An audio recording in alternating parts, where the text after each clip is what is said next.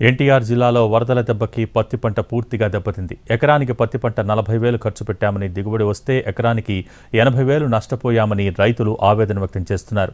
3 రోజుల పాటు పత్తి పంటలు నీట మునగటంతో పంట మొత్తం తొలగించాల్సిన పరిస్థితి వచ్చిందని రైతులు చెబుతున్నారు. మరిన్ని వివరాలు మా ప్రతినిధి శ్రీకాంత్ అందిస్తారు.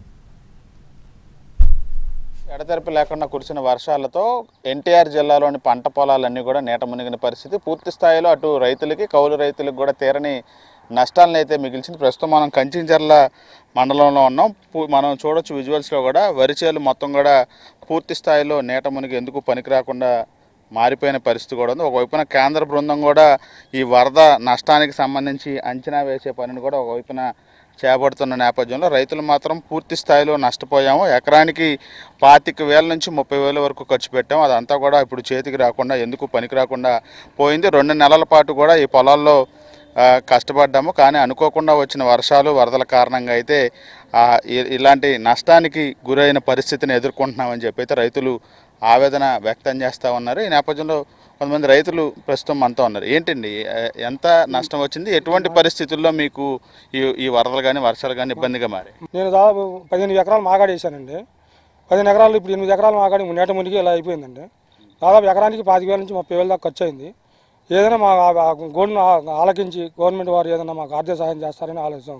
ఎన్ని రోజులు మీరు పొలం చేసిన తర్వాత వరదలు వచ్చి ఇలా? 2 నెలలు పంట అండి. 60 రోజులు, మినిమం 60 నుంచి 65 రోజులు పంట అండి. ఇది తీరా పెట్టుబడి ఇంకా మామూలుగా పెడితే ఒక 1,000-2,000 పెడితే మాకు చేతికి పంట వచ్చేది.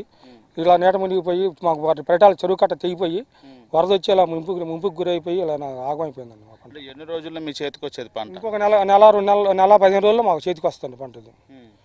ఇది వచ్చే పంట నాశనం అయిపోయిందండి. ఇలాగ చాలా మంది రైతులకు ఇలా ఆగమైపోయింది. పొలం మొత్తం కూడా ఇలా. ప్రభుత్వం వైపున నష్టపరిహారానికి కమిటీలను వేసి అంచనా వేస్తుంది. మీకు వాళ్ళందరూ ఏమన్నా మీ వివరాలు సేకరిస్తున్నారా? మొన్న వచ్చారు కానీ మాకేమో దగ్గర రాలేదండి. వస్తున్నారు, సేకరిస్తానికి వస్తున్నారు. మొన్న కూడా వచ్చారు, ఇటు వేరే వచ్చి సేకరించారు. మరి మా గోడును ఆలకించి రైతులు కూడా ఆలకించి మన ప్రభుత్వం ఏమైనా మాకు సహకరిస్తే బాగుంటుందని మేము ఆలోచిస్తున్నాం.